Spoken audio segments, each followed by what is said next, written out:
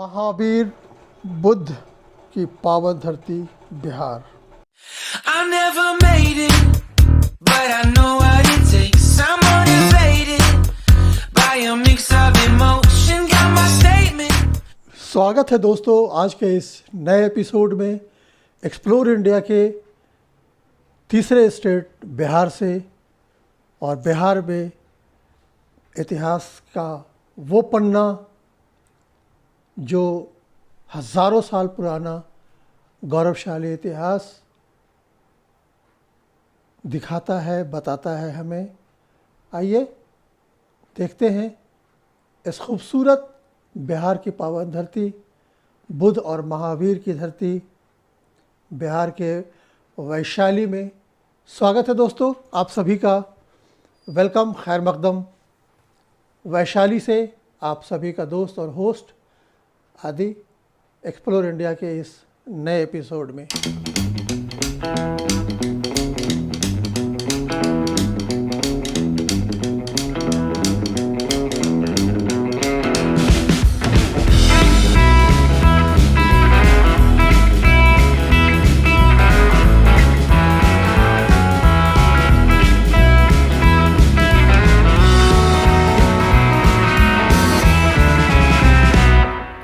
लिच्छवी बुद्धकालीन समय में बिहार में स्थित प्राचीन गणराज्यों में सबसे बड़ा तथा शक्तिशाली राज्य हुआ करता था।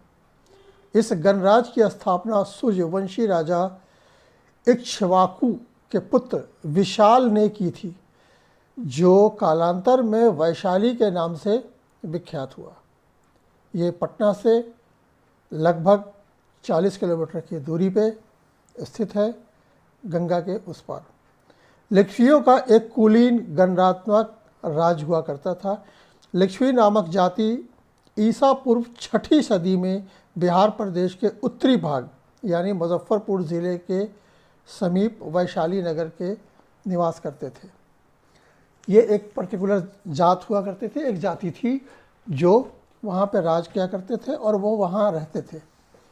इनका गणराज्य कहते हैं कि नेपाल तक था फैला हुआ और अवध तक यानी आज का लखनऊ, गंगा के उस पार के लगभग सारे स्टेट्स, सारे डिस्ट्रिक्ट्स उसमें आते थे। एनीवेज, वैशाली का इतिहास शुरू होता है लिच्छवी नामक जाति से, जो ईसा पूर्व 6ठी सदी में बिहार प्रदेश के उत्तरी भाग में नेपाल तक फैला हुआ था। लिच्छवी नामक महापुरुष के वंशज होने के कारण इनका नाम लिच्छवी पड़ा, या किसी प्रकार के चिन्ह, लिच्छ या शस्त्र धारण करने के कारण ये इस नाम से प्रसिद्ध हुए।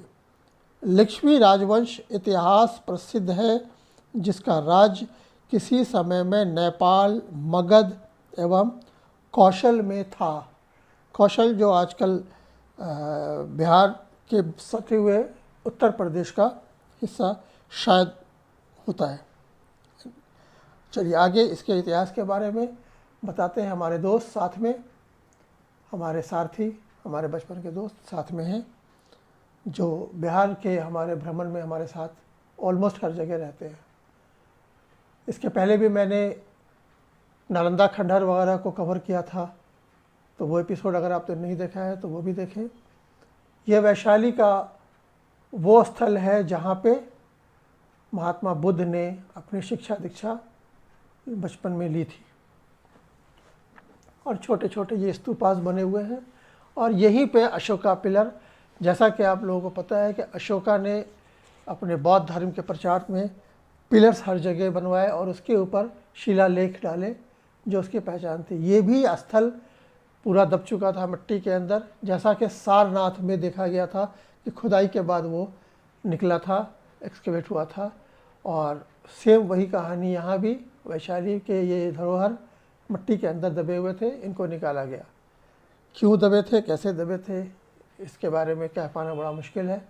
एनीवेज, तो ये खूबसूरत र्यून्स वैशाली का। इस पिलर के ऊपर इकलौता आप देखेंगे ये पिलर अशोका का, जिसमें सिर्फ एक शेर ही बना हुआ है, जबकि हमारे भारतीय चिन्ह में आप देखेंगे शेर चारों ओर बैठा हुआ है, ये देखिए।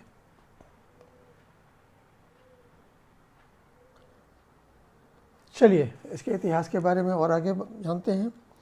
प्राचीन संस्कृत साहित्य में क्षत्रिय की शाखा का नाम लिच्छवी मिलता है। पाली रूप लिच्छवी है।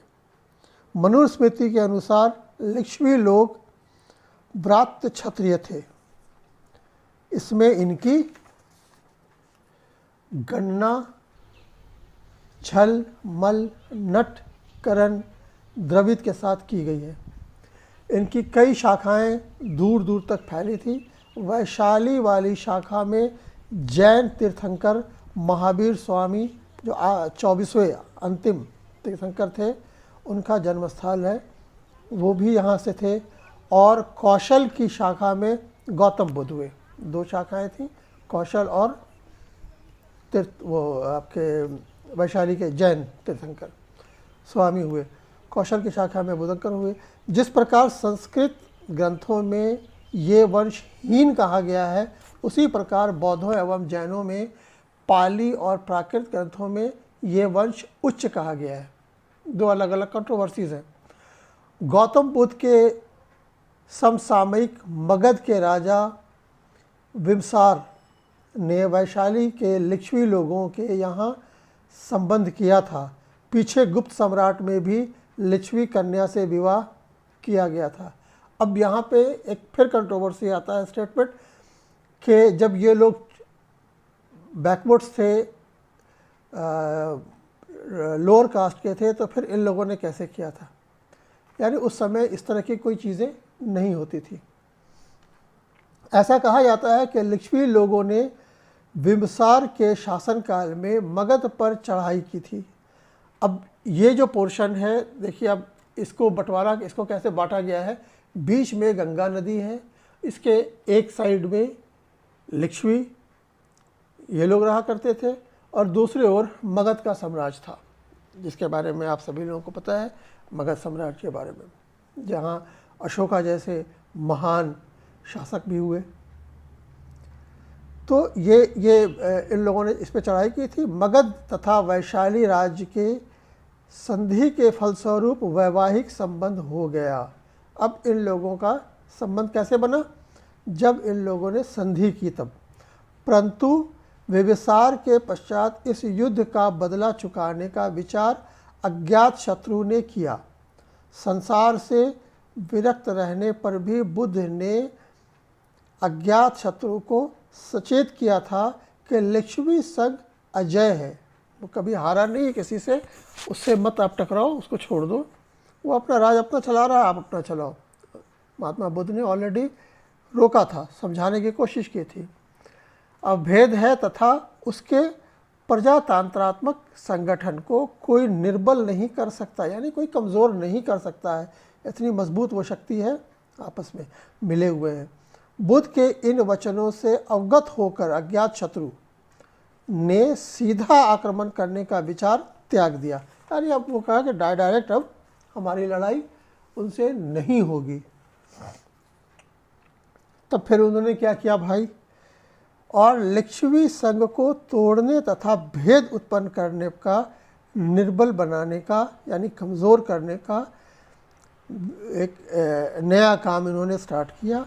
अपने मंत्री वत्सकार को ये काम सौंप दिया कि अब उन लोगों के बीच में उनको कमज़ोर करो, क्योंकि वो बहुत पावरफुल है और बहुत आपस में यूनाइट है, एक पावरफुल ताकत है।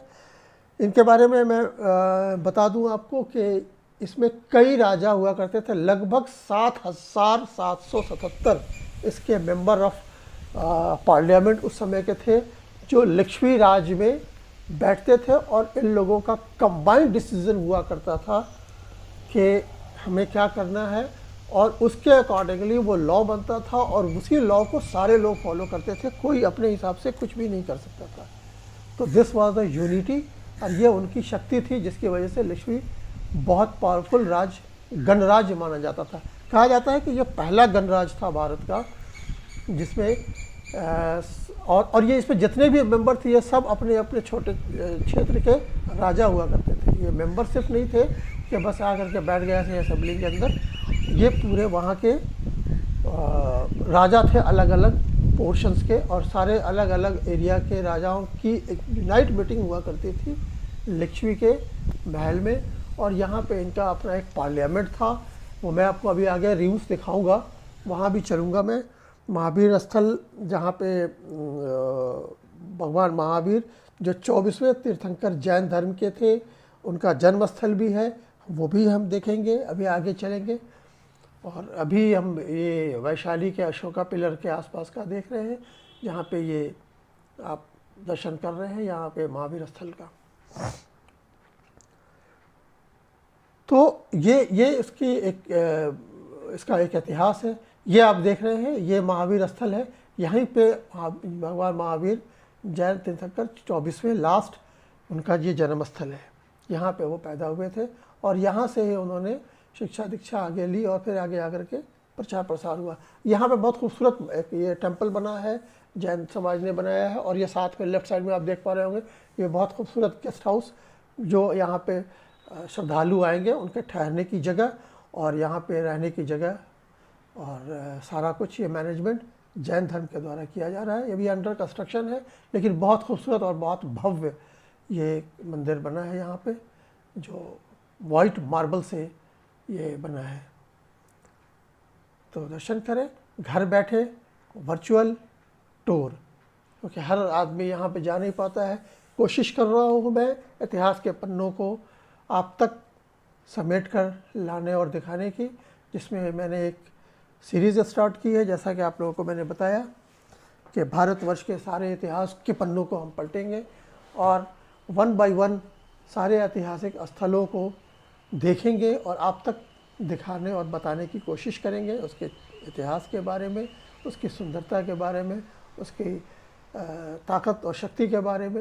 ये सारी चीज़ें हम आप लोगों को दिखाते चले आ रहे हैं। इसी सीरीज़ में हमने मध्य प्रदेश कवर किया, उत्तर प्रदेश कवर किया, और अब बिहार के पावन धरती के वैशाली से ये आप लोगों को मैं दर्शन करा रहा हूँ। ये छोटे छोटे टेम्पल्स नए बन रहे हैं, आप देख पा रहे होंगे। ये वियतनाम का है, इसके पहले मैंने आप लोगों को म्यांमार का दिखाया था सबसे पहले। इस तरह के छोटे छोटे कंस्ट्रक्शन बन रहे हैं। ये आने वाले दिनों में बहुत खूबसूरत और एक भव्य टूरिस्ट प्लेस बन जाएगा हिंदुस्तान के अंदर, जहाँ पूरी दुनिया से लोग आएंगे देखने के लिए। इस तरह से कंस्ट्रक्शन और इस तरह से यहाँ पर डेवलपमेंट का काम तेज़ी से चल रहा है, अब बहुत तेज़ काम हो रहा है यहाँ पे। तो आने वाले दिनों में एक बहुत खूबसूरत टूरिस्ट इंडस्ट्री यहाँ पे डेवलप हो रही है। ये अप्रिशिएबल काम है। हमारा इतिहास जो डूबा हुआ है, छुपा हुआ है, ढका हुआ है, उसको बताया और जताया जा रहा है। तो हम अब बता रहे थे वैशाली के इतिहास के बारे में। तो वैशाली के अज्ञात शत्रु ने ये कोशिश करनी शुरू की कि अब इन लोगों को क्या किया जाए, अंदर से कमज़ोर किया जाए, आपस में फूट डाला जाए, ताकि वो जो कमज़ोर हो जाए तब उनके ऊपर हम अटैक करें, क्योंकि उसको तो बदला लेना था और पहले यही होता था। तो इन्होंने क्या किया कि वैशाली पर आक्रमण करने के लिए गंगा के किनारे, दक्षिणी किनारे पे पाटे, चूँकि उस पार में वैशाली के इस पार में मगध था और उस पार में जो है सो गंगा के उस पार जो है वैशाली था। तो इन्होंने यहाँ पे पाटलिपुत्र नगर की स्थापना की। पाटलिपुत्र तब तक नहीं था, पाटलिपुत्र नगर इन्होंने डेवलप किया और बनाया, और वहाँ पे इन्होंने गुप्त रूप से सेना तैयार की, उसको ट्रेंड किया। बिल्कुल ये गंगा के किनारे, जहाँ मगध सेना संगठित की गई और लिच्छवी संघ फूट के कारण पराजित हुआ। यानी जब उनका इंटरनल क्लैश शुरू हो गया, जब इंटरनली उनको तोड़ दिया गया, जब कमज़ोर कर दिया गया, जिसका जो वत्सकार को सौंपा गया था, मैंने बताया था कि मंत्री था इनका एक वत्सकार, उसको भी काम सौंपा गया था, जिसने वहाँ आपस में उन लोगों के फूट डाल करके उनको कमज़ोर किया। और जब कमज़ोर हो गया, ये इन्फॉर्मेशन मिल गई, कंफर्म हो गया, तब इन्होंने यहाँ पे पूरी फ़ौज तैयार की और तैयार करके और फिर गंगा को उस पर जा करके अटैक किया। और वो फिर आपस में कमज़ोर होने की वजह से वो संघ टूट गया, हार गया, पराजित हो गया। प्रशासनिक कार्यों के संपादन के लिए लक्ष्मीगण की सभा थी, जिसमें मैंने बताया था आपको कि 7707 एक माने रखता है। ये देखिए कितना खूबसूरत यहाँ पे महात्मा बुद्ध का गोल्डन कलर का स्टैचू। अब ये हम आपको दिखा रहे हैं लक्ष्मी गणराज का जो मेन जो असेंबली हाउस था, जो मेन फोर्ट था वो यही था, जिसके रूम्स हैं ये भी खुदाई में निकले हैं। ख़त्म हो गया, हालांकि कुछ है नहीं, लेकिन ये इसको एक्वायर किया गया और उसको फिर उसको एक्सकेवेट करने के बाद ये सारी चीज़ें, उसकी कुछ दीवारें वगैरह निकली हैं जो बहुत बड़ा था। एनीवेज़, तो मैं बता रहा था कि इसमें 7707 सदस्य थे और सभी राजा कहलाते थे। इसमें यह नहीं, मैंने बताया था ना आपको कि अभी वो सभी राजा थे। ललित विस्तार में वर्णन आता है कि लक्ष्मी परस्पर एक दूसरे को छोटा बड़ा नहीं मानते थे, सभी अपने को राजा समझते थे। भगवान बुद्ध ने कहा था कि सभी सदस्य एकमत होकर अधिवेशन में उपस्थित होते थे, बिना नियम बनाए कोई आज्ञा प्रेषित नहीं करते थे। कोई भी जब तक ऑर्डर नहीं होता था, कोई भी उसमें आगे अपना कोई नियम ज़बरदस्ती नहीं बनाते थे, तथा पूर्व नियमों के अनुसार कार्य करते रहते थे। विशाल ने वैशाली शहर की स्थापना की। जैसा कि मैंने बताया था कि वैशालिका राजवंश का प्रथम शासक नमन देष्टि था, जबकि अंतिम राजा सूति या प्रमाति, दो नाम थे इनके, सूति या प्रमाति था। इस राजवंश में कुल 24 राजा हुए। माने रखता है कि 24 राजा का मतलब हो गया कि लगभग 250 साल के आसपास इन लोगों ने राज किया। तो ये एक बहुत बड़ी शक्ति हुआ करती थी। 600 ईस्वी सन पूर्व की बात है, ये 6ठी शताब्दी ईस्वी पूर्व। तो ये था एक छोटा सा खूबसूरत इतिहास वैशाली का, जो बिहार की पावन धरती से। यहाँ पे एक मैंने बरगद का पेड़ देखा, जो अब तक मैंने हिंदुस्तान के अंदर जितनी भी जगहों को देखा, इतने बड़े चमगादड़ों का हुजूम और इतने बड़े बड़े चमगादड़ जो लगभग 2-2.5 मीटर के फैले हुए दायरे के बराबर, ये पहली बार मैंने दिन के उजाले में देखा। ये आप देख पा रहे होंगे, ये खूबसूरत और इनकी आवाज़ें। काफ़ी पुराना, काफ़ी बड़ा बरगद का पेड़ है, इस पे ये लटके हुए। एक नई चीज़ थी तो मैंने सोचा कि आपको भी दिखाया जाए। हालांकि इसका इतिहास से कोई मतलब नहीं है, बट एक एंटरटेनमेंट के लिए और एक जानकारी के लिए। तो ये था दोस्तों वैशाली से आज का सफ़र। मिलते हैं अगले कुछ नए एपिसोड में। अगर आप नए हैं हमारे इस ब्लॉग में तो प्लीज़ सब्सक्राइब कर लें, लाइक करें, शेयर करें और अपने दोस्तों, अपने फैमिली मेम्बर्स के साथ शेयर ज़रूर किया करें प्लीज़। मिलते हैं अगले इसमें, तब तक अपना ख्याल रखें, अपनों का ख्याल रखें।